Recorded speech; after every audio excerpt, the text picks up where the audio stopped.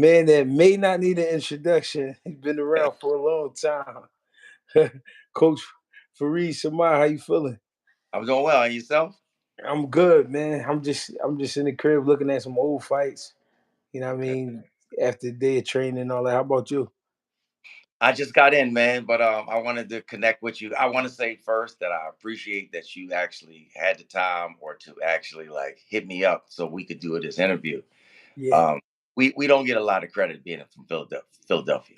Let me just say that offhand. You know what I'm saying? We kind of like pioneers in the boxing game and in a lot of different things. You know what I'm saying? Music, TSOT, TSOP sounds of Philadelphia, maybe before your time, but your mom, Teddy Pendergrass, Patti LaBelle, all that stuff. So we yeah, we don't get this credit because, as I would always say, that the guys from Philadelphia don't get out of Philadelphia because we go hard. We go hard in the gym, we go yeah, hard in the street, and we go hard with the matchups. Like we talk about guys 4-0 fighting another guy 4-0 or 5-0. So you don't really get out of Philly. But I want to just say I appreciate you. I see the work that you're doing. I'm proud of you. You know what I'm saying? appreciate it. Yeah. And So I you're mean, huh? funny as hell. You keep me laughing. You need a YouTube comedy page, man. I'm telling you. I we was gonna, surprised. I'm gonna try, man. So what? Give him some of your story though. How old was you when you started boxing? I was actually 15 going on 16. I started late. I played basketball in Philly. Played basketball in Philly. That was my thing. South Philadelphia guard, left-handed. Used to give them the shakes. You know what I'm saying? But you get into Yeah, all basketball is rough, man. Your big man don't call out the pick. You wind up getting, what I'm saying, get hit, things like that. So, and you playing against guys across the tracks, North Philly, South Philly, West Philly. So of course you're gonna get into altercations.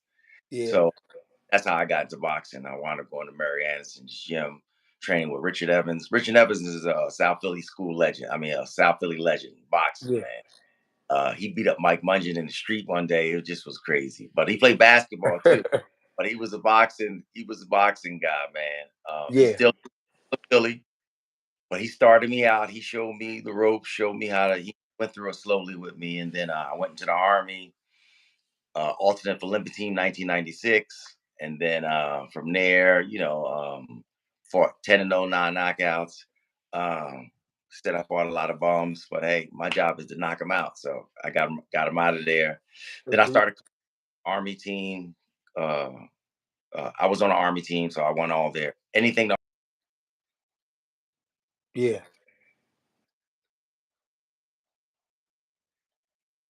I had a knack for coaching and teaching, giving back. So I started coaching. Then I trained one of my buddies. I'm gonna tell you an ironic thing though. So in 1996, I was an alternate Olympic team. There was three of us that stayed behind all the way until Georgia, and that was Zab Judah, me, Fareed Samad, and DeVarrell Williamson. I wound up training both of those guys later in their career. Trained Mm, DeVarrell heavyweight, and I trained Zab Judah for the last couple of years of his career. And I just start coaching, start moving on, going to different spots, doing what I do. so the '96 team was an amazing team. It had some Yeah, great time. yeah, yeah. Oh Who man. who was your favorite on that team? Your favorite fighter on that team? Mm. Okay, let me just tell you this. So I'm gonna say favorite, whatever case. All of them had something. So Floyd was the hardest worker and Hmm. boxing connoisseur because he used to tell me how to fight David Reed, how to spar David Reed. David Reed had a hard right hand. Like I had a hard left hand, but he had a hard right hand, and he would tell me like when we spar, this is how you fight David Reed. You got to do this. You got to do that. You got to do those things. Um, Zab Judah was the most talented, natural talented. He could just do anything. He had cat-like reflexes. He could do anything. But Floyd was the hardest worker, and he had the discipline to do, what I'm saying, the fundamentals. So Yeah. I just share that with you. But we had everybody. Antonio Tarver was my boy. Actually, Antonio Tarver and I didn't really get along that much back then, but we wound up getting along later. But Antonio Tarver and I used to like have beef all the time. Nate Jones was my roommate. He was sharp too. He used to spar James Tony, Yeah. the heavyweight. He was sharp. He couldn't punch to save his life though, but he was sharp. He was slick.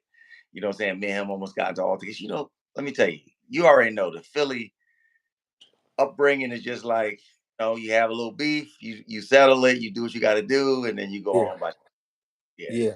but and best of friends, man. We was roommates.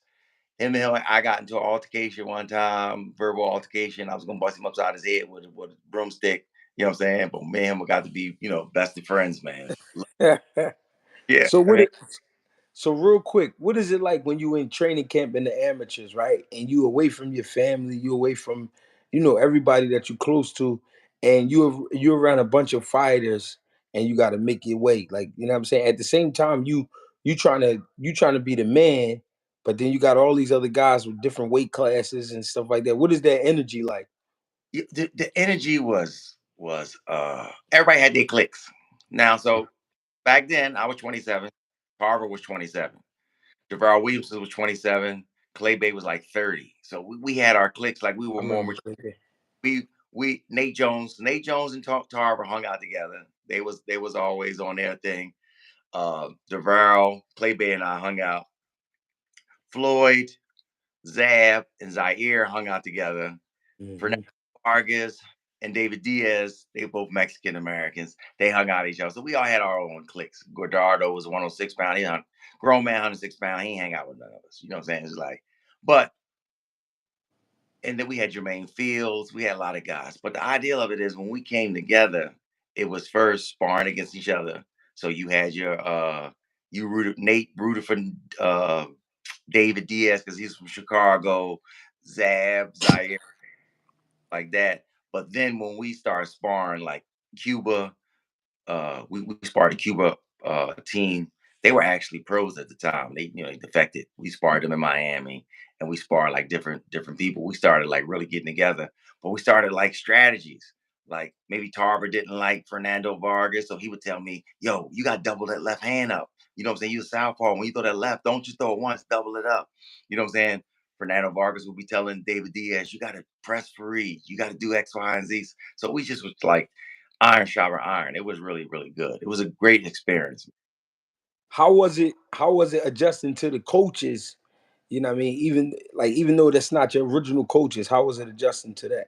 Okay, so we had like six coaches, but Al Mitchell was from Philly. Al Mitchell ran the situation. Al Mitchell was like the pop, you know what I'm saying? He was Right. boisterous. Out. He made sure like everything was like, he was about boxing. You know what I'm saying? Most people think boxing is running. You know what I'm saying? He was about boxing, hit not get hit, stepping around. Wasn't really into pivoting. He wanted to talk still like step around, don't pivot because when you pivot, you still in line to get hit when you go Yeah. to your natural way. When you go your unnatural way, it's easier. So he was just giving us different things. Yeah. But he was in the pocket, but you still can box in the middle of the ring, but you don't have to run. So Yeah. he's and then we had an army coach, Jesse Ravello, who was my coach in the army, you know what I'm saying? But when we went to big tournaments, he was like the head coach. But I Yeah. learned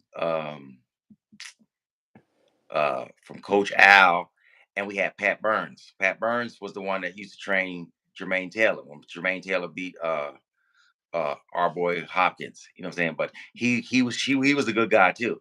So we Yeah. was learning things from they liked who they liked, so they started to teach you different things. But we learned more from the fighters than the coaches. It's only three coaches, Mhm. 24 of us. You know what I'm Right. saying? Right. Four of us. How we gonna learn? Like David Reed was my he was my partner. So it's like most of the time, 9 out of 10, we did drills. Like we held the shield. Like back in those days, everybody held the mitts for each other. So I would hold the mitts for Dave. Dave hold the mitts for me. I hold the shield for him in the ball. He hold it for me. We had rounds where we do X, Y, and Z. Once in a while, coaches hold the mitts, but we held mitts for each other. So Right. that's how David Reed was the first one that told me. He said, "Fareed, you got a hard right hand. You got a good hook." He was like, "Man, you gotta use that hook more." And I used to say, "Man, when I hit him with the left hand, they fall down. I can't follow with the hook." He's like, "Man, right hand is sharp." So he Yeah. was one like, hook off the jab, stuff like that. No, none of the coaches told me that. So Yeah. yeah, What it was. That's- what made you take into coaching, like start coaching? I think from basketball, you know, most people basketball is step by step and by the numbers. So when you learn the basketball, I was a point guard, so I was always in front. So you're the point guard. You do defensive drills. You standing in the front. You got two guards in the back. If the ball slides to the right, it's the same movement, boxing movement. Slide to the right, you slide, shuffle that way. Then you slide to the left, but they would take it through step by step. And that's the same thing with boxing. When I learned boxing, it became easier for me because I was like, oh, okay, learn how to do this, do that. You got to step to do this, step to do that. And I just, like being in the army, the coaches, we had coaches, but the coaches really didn't know as much as most of the fighters. So the coach, Right. fighter, man, you got to double that hook up, hook to the body, hook to the head. You got to do different things. So we started doing partner stuff. So it started to be like, hey, teach me this. Like how do I walk through this? How do I do that? So I just had a knack for like seeing somebody. Oh no, his hand is down. He's sucking for a right hand. When he slide this way, do this, do that. So it just became natural for him. And also, speaking of coaching, I would say you coaching right now one of the hottest young prospects. A lot of people have been talking about the last 2 3 months, maybe longer, but the last 2 3 months he's gained a lot of attention. Carmel Yeah. Moulton.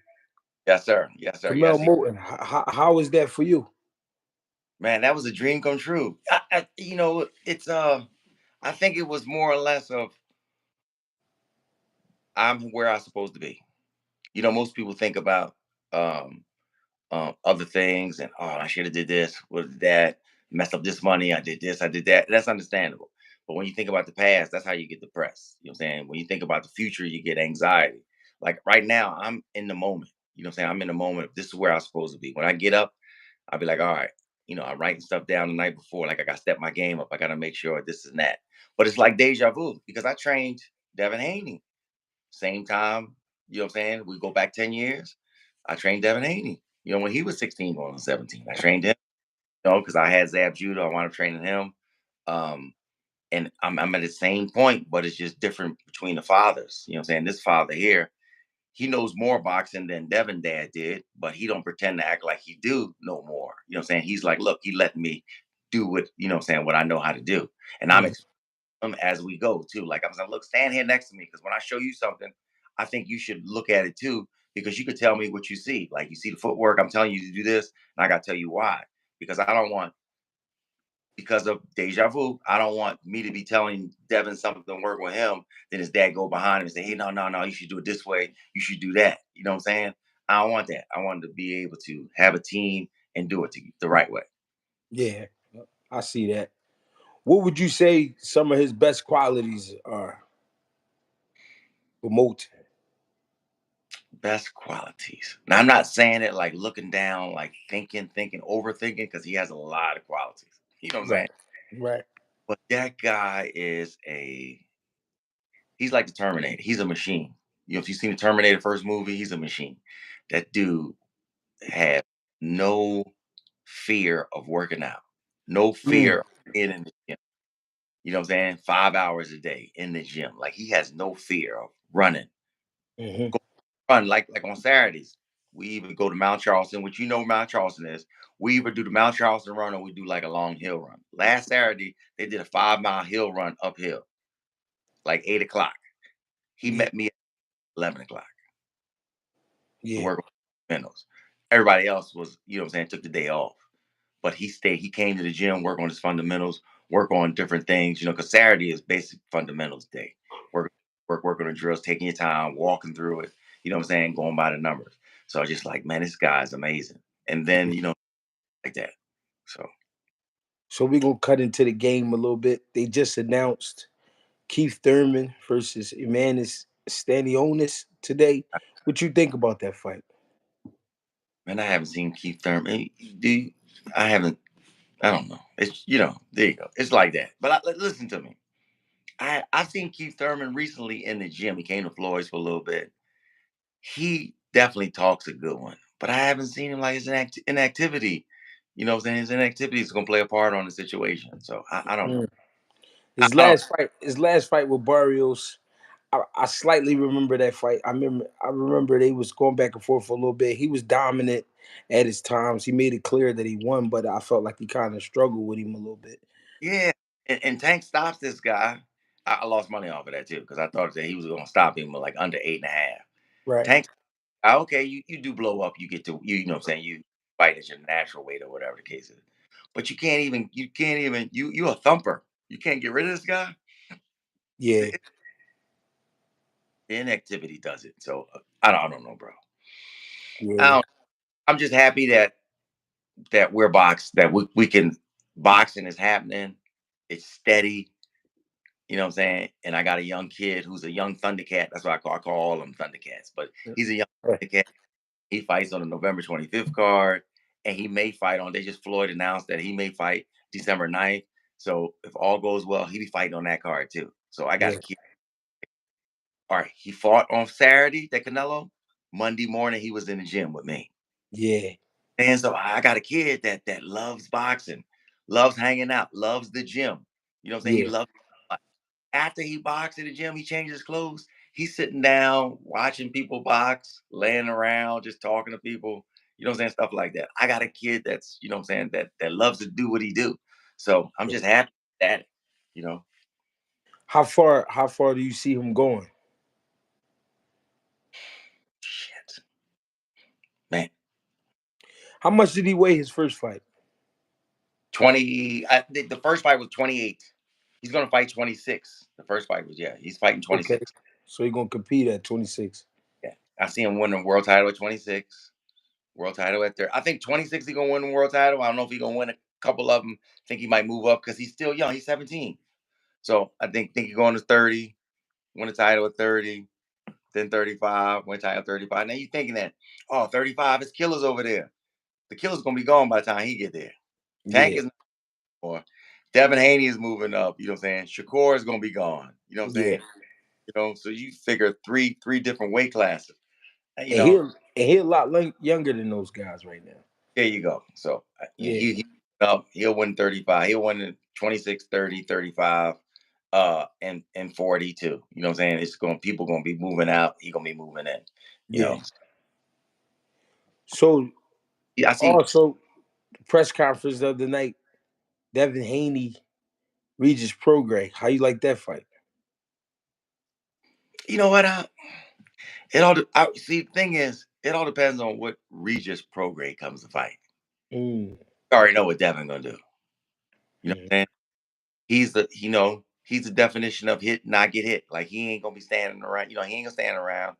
You know, and the thing is, not saying like he's the definition of hit and get hit, but he's gonna hit, he's gonna move, he's gonna groove. He don't sit down his shots, you know what I'm saying? So he's not gonna be around long enough to get into all that action. You know what I'm saying? yeah, Can close the gap. I give Devin the edge, but can Regis close the gap? Can he because he's sloppy, you know what I'm saying? He's sloppy. So can he close the gap? Can he can he punch to the body? Can he stop this man from moving laterally? You know, that's the part. You know, I yeah, think, I don't know. I'm giving it like if I had to bet my life on, I'm betting on Devin. If I had to bet my life on it. But yeah, there's all that chance or they change something up because that's why we box on that day because on paper, just like basketball and football, on paper you think somebody gonna win, but you got to box and perform that day. You don't know what happens. You know how the yeah. camps go. I lost some money on David Hay uh, when he fought Klitschko. Found out he had a broken left toe. Like Mm, back. I thought I lost my little paper. You know what I'm saying? But he took the fight. right, He found none of the punches, nothing like that. He couldn't sit on his punches. She said, shit, he could have told me. So I could have, right. you don't know. So So talk about how important it is to stay focused. I'm saying this because today it seems like the fighters get distracted easily there's too many distractions. by Now, so many things. all right, now, how old are you? 37. 37. So I'll be 55 in November. 37, 37. Did y'all have cell phone? I You didn't have no cell phone at 12 years old. I ain't get my no, I ain't get my first cell phone until I was like 16. But that was because I really ain't want it. You know what I mean? The way I used to move, I ain't really want no phone. You Right, know what I mean? So I got my first phone at I think 16. right. So But it wasn't no internet, of course. but right, you had to focus on the situation in hand. Like, situation in hand is you go from you pay phones, so you had to go from this place to that place. You know what I'm saying? This place to that place. We had one ways, you know what I'm saying? Stuff like that. But there's too many distractions. From the palm of your hand, you can do just about anything. You know what I'm saying? You can Yeah. send a doctor to somebody, you can call somebody, you could be watching, you know what I'm saying, porn, you could be watching this. It's too many distractions. You know what Yeah. I'm saying? So what I tell the young guys is you gotta their age barrier and mine is totally different. Like I always tell them, I say, man, I'm old enough to be your dad. You know what I'm saying? Like so the age barrier is different, but I be explaining to them about certain things that has to happen. You know what I'm saying? I was like, look, when you with me, this is what I expect, and this is what you're gonna get. Cause you're gonna get me. You know what I'm saying? You're gonna get me rolling, you're gonna get me doing my thing. Is that oh it's your live? Hold on.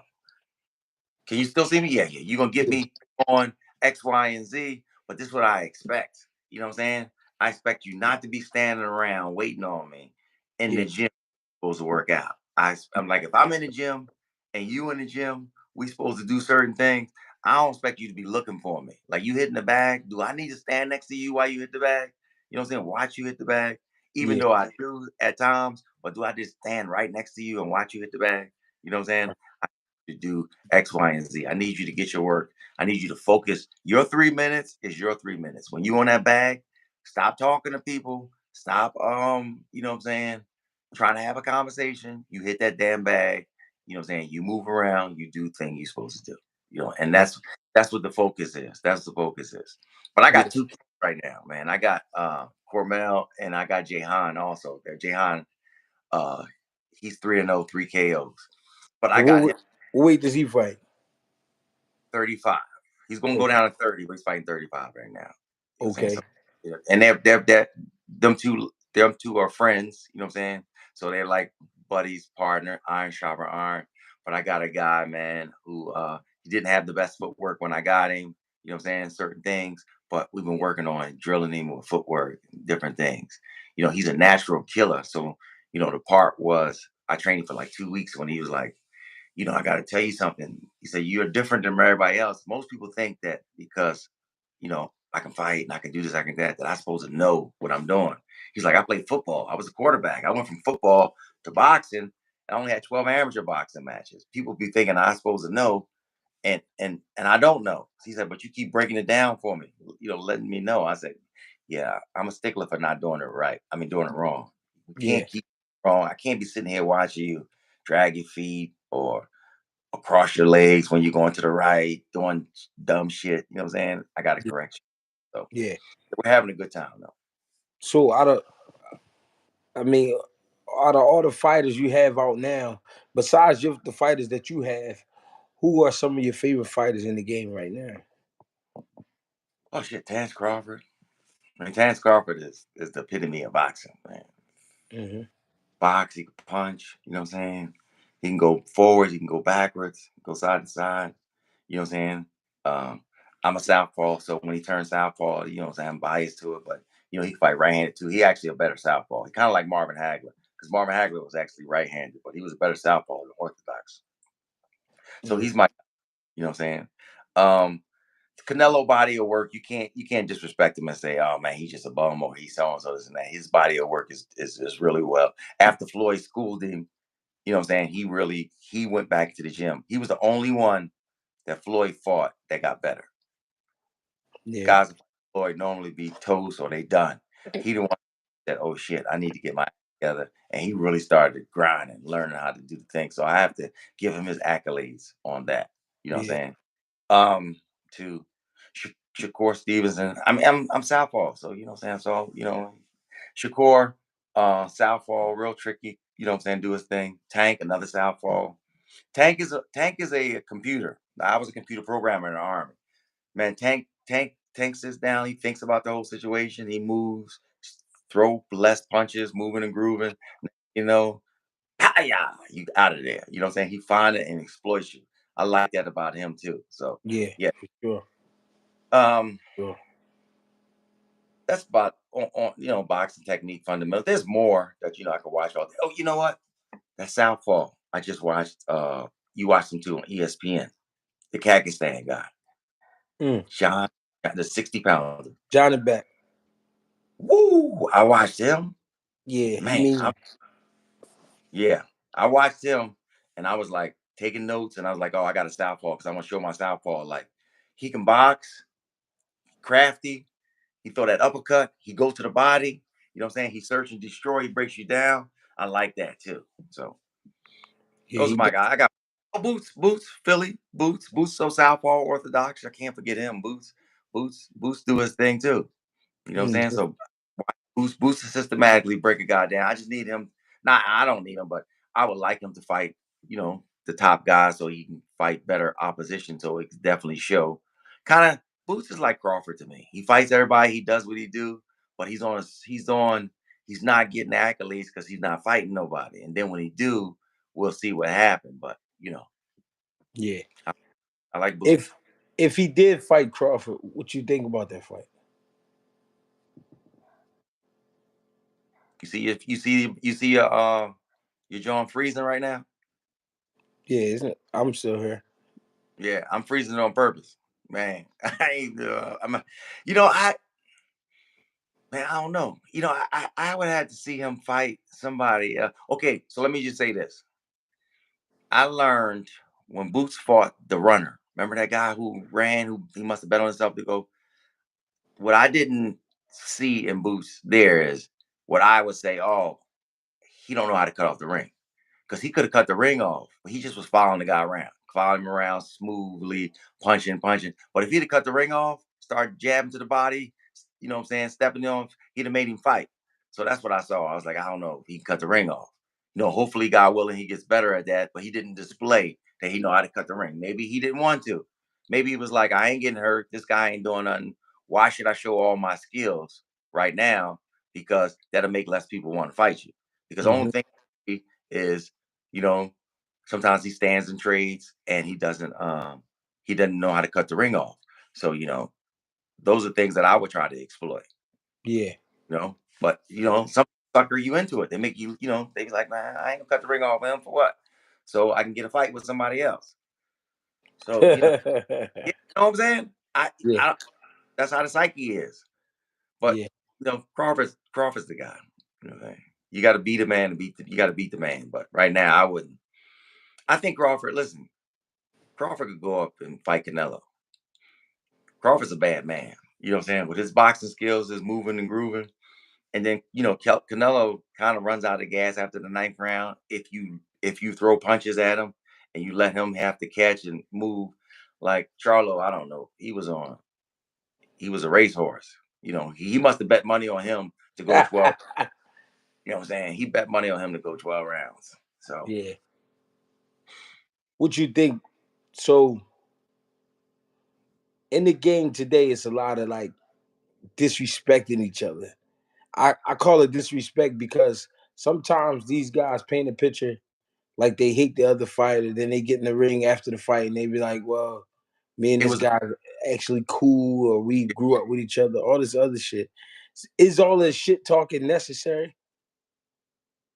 In some cases, yes. The Crawford Spence fight wasn't necessary at all. They were both respectful. They was like because everybody wanted to see that fight, so Mm. nobody had to hype it up.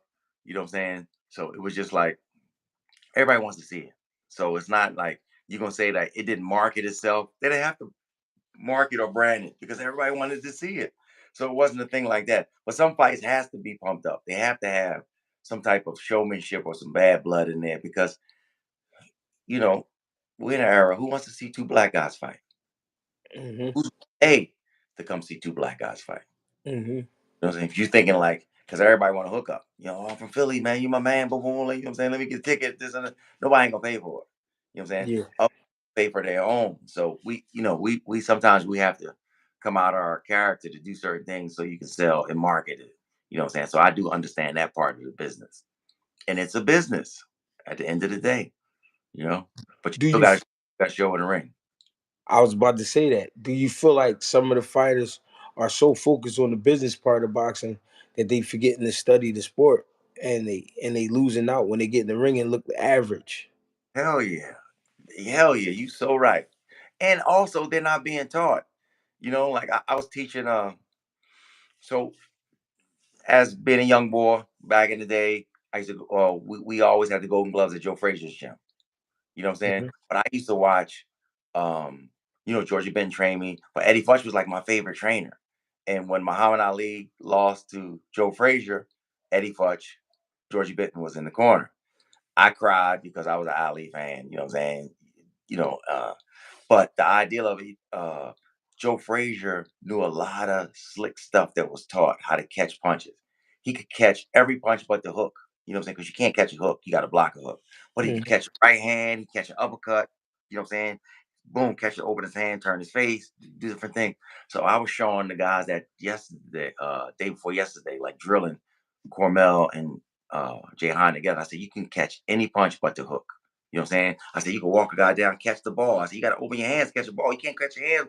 You can't catch a ball with your hands closed. You can get smacked in the face. So I was just Right. teaching, like, but you can stand in the pocket, catch, come back, catch, come back. So I was showing him different things like that. And his dad, Curtis, was like, they don't teach that no more. He was like, he was like, that's a lost art, teaching people how to catch. You know what I'm saying? They Yeah. just want to block the punch and they want to punch, but nobody catches. And I was just like, hey man, it's how it's taught. I'm just trying to, teach other people. But there's a lot, it's like a lost in translation. Yeah. You know? In boxing, we seeing a lot of guys getting mismatched early on in their career, and I understand that because it's building a career. But do you think a guy should be matched up too soft within the first 15 fights, or should he mix some tough ones in there? Oh yeah. Yeah. I think depending on the pedigree of the person. Okay, if you let's say you, Greg, you only had 8 amateur boxing matches, you turned pro. Hmm.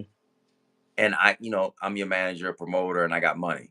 I ain't gonna have you on your third fight or your fifth fight fighting a killer. You know what I'm saying? Fighting somebody that's, what I'm saying, like in the top 10 or top 15. You know what I'm saying? Something like that. You know what I'm saying? I'm gonna guide you, but I'm still gonna have you fight people that also styles make fights. I can put you with somebody, I can put you with a guy who maybe was the ex world champion, your 10th fight. You know what I'm saying? He the ex world champion, but we know he long in the tooth. You know what I'm saying? Because that goes in your resume. Put you with a guy who, you know what I'm saying? A guy who has, say your third fight, I put you with a guy who had 12 fights, but he's 6-6. Yeah. Wins, 6 losses, right? On the 6 losses, he got stopped 4 times. On the 6 wins, he only got 2 knockouts. Oh man, he can't punch to save his life. You know what I'm saying? So that'd be perfect for you. But he gonna go the distance. He gonna give you that work. Tough So guy. Yeah. that'll give you, yeah. He might do some tricks on you. Survival tricks, stuff like that. You know what I'm saying? Then I put you with somebody, you know, 13 and 10. You know what I'm saying? But he ain't been knocked down out of the 13 and 10 guy, he ain't been stopped. So that Yeah. means he's fought 23 times. You know Yeah. what I'm saying? Rounder. That guy's gonna fight you. That he Yeah. ain't get down. He might not get the win, but he ain't to lay down. So he's gonna Yeah. give you 8 work. So you gotta put it the right way. You know what I'm saying? But I Yeah. don't believe you soft. You know what I'm saying? Like you 15-0, and everybody you fought was, your total record is, the guys you fought was 10 and 100. That's Yeah. yeah, I that's yeah, yeah. You Do got to you, match right and build them so they can, what I'm saying, take them from there. I was about to say that. Do you think matchmaking is an art in itself? Yes, matchmaking is definitely an art because styles make fights. There's one time I had a guy named Carlos Ibarra. He was he won the at super. He was a fat ass too. Actually, he's short like you. How tall are you? Like 5'8", 5'9"? I'm 5'6". Yeah, so he was like 5'8" and a half. He fought Yeah. super, maybe 5'9". Yeah. Al at super heavyweight, went down to heavyweight, fought in a pro at light heavyweight. So I had him. He was like 5-2, but he was in the army, so I knew him. Like I knew his wife knew him. So he wound up fighting a guy named AK-47 who was like 6-0, 6 KOs, Mm. and he was 7-2. He might have been 8-0, 8 KOs. So, but I looked at his record, looked at his pedigree. Oh man, he fought pro. He do hit hard, got a hard right hand. He ain't never fighting no amateur level. He ain't so and so. We took the fight. Carlos stopped him. Mm. You know what I'm saying? So things like that, you look at the record, but you look at the person too, like, oh, okay, this is a good one. And wind up stop. And Carlos was the only one that ever stopped AK-47. Yeah. Yeah. So, just Yeah. things like Yeah. You gotta understand what you're doing. Yeah, you gotta know your fighter, and you gotta know who he could beat, who he not, who he can't beat. Who's gonna be Yeah. hard for him, make him look ugly. Nah, we don't want that right now. Who gonna make him look, you know what I'm saying? Well, even though this guy's a puncher, but he gonna make you look good. You go with that. Yeah, matchmaking is art. So how long you been coaching? Shit. So alternate Fleming team 96. Then I wound up going, they asked me to come back to be a coach in like 97 for the Army.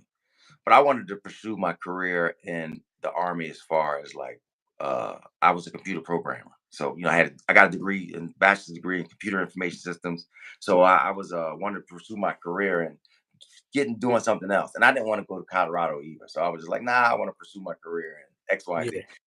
No way I was going to Colorado Springs, man. You know, especially being going down Yeah. there for like 8 years straight. Hell Yeah. no. Yeah, you ain't feel like it. Yeah. So in like 1999, 2000, I got a call from Bashir Abdullah, who boxed with me in the Army. We boxed on the 93, 94 All Army Armed Forces. And he's like, man, I need your help bad. I need you to put this paperwork in for All Army, submit it in as a coach. I need a coach bad. I need somebody with some got like somebody that's going to do their job, and I need your help. You know what I'm saying? We getting ready for the nationals to get ready for the Olympics. He's like, I need your help. So I put my paperwork in. I wound up going there for like 4 months training. I was the head coach of the women and the assistant coach of the men. So I went there for a little bit, got like 4 months of, actually, I was there for 6 months, 6 months of like special duty, you know, hung out, you know what I'm saying, worked. And then, you know, it was just like, then I went back to DC. I wound up going to Defense Intelligence Agency, 9/11 hit. Then I wound up going back again. And then I just started coaching all over again. But I knew I was going to be a coach back in the 90s. You know what I'm saying? Because in the 90s, that's the whole myths with the guys. You know what I'm saying? I would tell a guy like a boxer, like, no, no, you off balance. You know, you boom, boom. Just so it was just like it was in me. So What do you think is the most important for a fight? I mean, for a trainer to stay grounded during a big opportunity. Well, not so much a big opportunity, but a big task, as far as a big fight. Like, what you think is the most important thing? uh to to to ex, to expect what you give and to give what you expect. So if you want your fighter to focus, you should focus. Yeah, But I'm not saying you go to bed at 9 o'clock because he went to bed at 9 o'clock. You know what I'm saying? But I'm just saying you should, like I run with the fighters. You know what I'm saying? When they run sometimes, I ain't running up no 5 mile hills yet and all that type of stuff. I ran yesterday, I like kill myself. But I ride a bike or something like that. But I do the calisthenics with them. I do the push-ups with them because we do 100 push-ups a day, 200 sit-ups a day. I do that with the guys. You know what I'm saying? But the thing is, you gotta be held accountable. You gotta be wanting to be better. Do your tape study, come in like it's a new day, be hype about the situation, fix the errors, and do what you need to do. But also display it. Display that you want to be good also. Like it's not just about the fighter, because if you're not good, your fighter's just gonna be like, you know what I'm saying? Even though he could be, you know, talented and gifted, eventually he gonna be like, why would I be with a negative Nancy or untalented coach or just a coach that's just like a get by coach? I want my coach to be motivated like I am. You know what I'm right, saying? right. Things like that. Yeah, I understand that. Out of all those years coaching, who was your favorite fighter to work with? So crazy thing is, Tony Harrison and I connected. His family situation was, you know, his family is family, so I already know about this. And I've been in several family situations. This one is the best one I've been into. That one was grief because he called me when, you know, I was just coach when he fought Charlo the first time. I put that game plan together. I made him hold because he told me every round, I said, you got to hold 2 times in a round. You know what I'm saying? Because holding is a lost art too. Tying that joker up, turning him, pushing him down, melting the clock. You know what I'm saying? Time management. Then I got that from basketball. 3 minutes in a round. If you grab him and push him down, referee say stop, push you back, tell you not to push, tell the guy, wipe his gloves off. That's 8 seconds.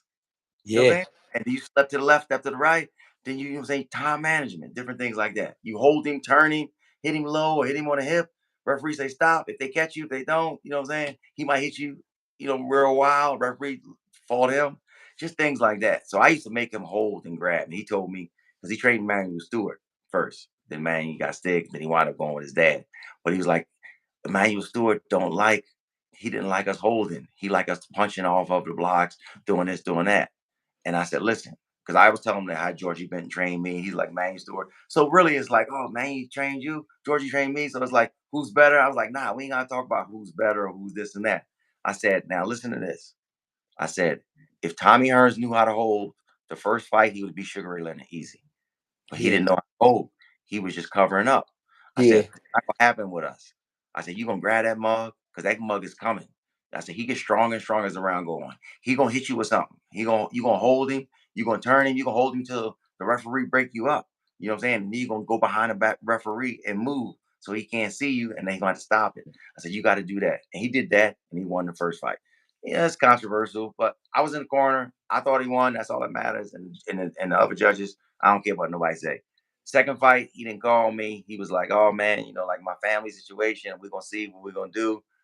He didn't call me, and then I had Danny Jacobs at the time, but he didn't call me to come. He wound up getting stopped. You know what I'm saying? But then he called me again, and he looked good against I forgot his name, Sergio Garcia.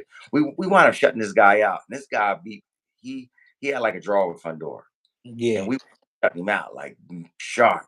And Yeah. then next fight, he don't call me, get stopped by Tim Zoo.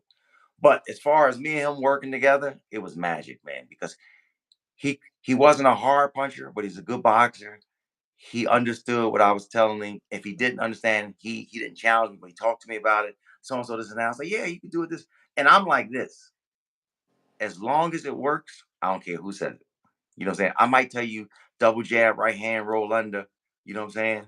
And move your feet. And you might just want to roll and not move your feet at all and come back with the right hand. I say, look, you have a better chance of getting hit if you don't move your feet. But if you can get away with it, it's on you. I'm just telling you, you know what I'm saying, what's going on. Keep your hands up. So, but he was my favorite working with him. I think that if I think we've never lost a fight together, but I think that if he stayed with me, you know what I'm saying, but he did have families, so it was like a family business. If he stayed with me, I think that he would have won every fight. I Yeah. would have took him Zoo fight anyway, but you can't go into a guy's hometown short notice like that, you know what I'm Yeah. saying? I would have took that anyway. But I, Danny J and Zab Judah remind me of each other. They were both really, really talented, but their work ethics wasn't really, really up mm, to I'm saying? I was Brooklyn, man. I, I was about to ask you. Somebody posted this question. How did you feel about Danny Jacobs and the fight with Gabe Rosado? I was there on the fight, you know what I'm saying? So get the insider trading, you know what I'm saying? Like the camp was horrible. Now the Canelo camp was horrible too because it was like seven of us and everybody was thinking they was alpha. I wasn't. I was just got on that team, so I was just doing videos. I would talk to him, tell him about the left hook. You know what I'm saying? Like I was like Canelo throws the Mexican left hook, which is beautiful. I love it. They throw it to the head, they didn't rip your body. You know what I'm saying? Then they may come back to the head, but they feint you, and you know what I'm saying. So I was telling him like different things, telling him about that. You gotta catch that hook. You gotta be there. You gotta be ready. So I hit him in the mitts. I would whack him in his face a lot. But by the time week 6 of camp, I couldn't hit him at all with that left hook. He definitely wasn't going for that, you know what I'm saying, which was wonderful. But during that camp was a mess. It was during COVID. I was in Atlanta back and forth. And it's just like it showed in from the camp to the fight. Like he got his teeth done during camp. How you get Mhm. your done during camp? Like, Yeah. he really didn't think like Gabe was nothing, you know what I'm saying? So I was like, so I had to go through all that type stuff. And then when in the fight, it just like he was just going through the motion. Like it Yeah. was a sparring match. You know what I'm saying? It was like a sparring match. It was just like, Yeah. I remember thinking that same thing. yeah, it was horrific. You know what I'm saying? He got the win. Me and him was 2-0. Then, you know what I'm saying? He wound up going back with his trainer again, losing the fight. Yeah. Shit happens. What do you think? What do you think the biggest mistake fighters make today? Getting too comfortable. Mm. Getting too comfortable. Even though losing focus, like we talked about that, but I think it's comfortability. Getting too comfortable. Thinking you got somewhere when you haven't. Or thinking if you do have it, you think that I got it and then it can't be taken from you. Like in the ring. No matter, I can't take your million. Me and you fight right now. I'm hungry. I got 2 million. You got 30 million. I can't take your $30 million away from you. If I can give you a L, I can get you Yeah, depressed. You know what I'm saying? Put these jumper cables on you, have you depressed. You know what I'm saying? Have your yeah, life like in shambles, but do you be like, you know what I'm saying? Because when you home by yourself, you looking in the mirror. A mirror ain't gonna lie to you. You know what I'm saying? So you go through that depression, you go through those things. But yeah, I just think comfortability, man. I just think that like the way Floyd grind, and Floyd hated boxing. Yo, he used to tell me he would be. I think uh the first camp I went to was when he fought a southpaw, the guy who beat Birdo up. I forgot his name, Spanish guy. Oh, And I you went to, talking about Ortiz? not that one, the other one. There's Not another. Vic. Oh, you it's not Remember, Victor. remember, he used to fight like he used to fight. He stopped fighting for a little while because his wife had cancer, and then he wound up starting again. Not Louis Colazo. No, I can't think of his name. I'll think of, but long story short, I came to camp, and he was like, "Free, what's up? Boom, boom." We talking about different shit. You know what I'm saying? Like he used to tell people I used to let him hold my They ID said cards. Guerrero. Yep, there you go. Yeah, him. And he was like, "Man, I hate this shit." You know, he's Mm, like boxing. He said, "I don't really like watching it. You know what I'm saying? Looking at it." He's like, he hitting the bag. You know what I'm saying? He's like, "I don't really like this shit," but hitting the bag, mm, like this shit is just. But Zab hated it too, but Zab showed because he was always out clubbing, hanging out. This guy hated it, but he would hate to lose anything, lose a round, lose a minute of it. He knew that here to whoop your ass, even though he didn't like going through them runs. He didn't like doing all that stuff, but he would yeah. whoop you. And that was the difference between.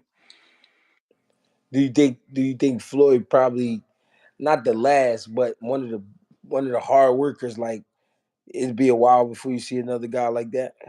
Ah, I got one. I got one. This whoa, whoa. Terrence Crawford is one. Yeah. Crawford is one. Shakur is one. Tank now is one. Tank, when Tank first started with Floyd, I was there when Broner brought Tank to the gym. I was there, and Mm, Tank was knocking jokers out. That's when we used to have the dog pound and 5 minute sparring, and they beating on the joint. Tank was Tank was, man, having these jokers. You could see the bottom of Joker's shoes. He was knocking jokers out. And then mm, after like the third day, word got back to Floyd. Floyd also has a he can see, he can watch the recordings or watch who's in the gym, who's doing what. But like the third day or fourth day of him stretching jokers, man, people started talking about him. He came in to see him.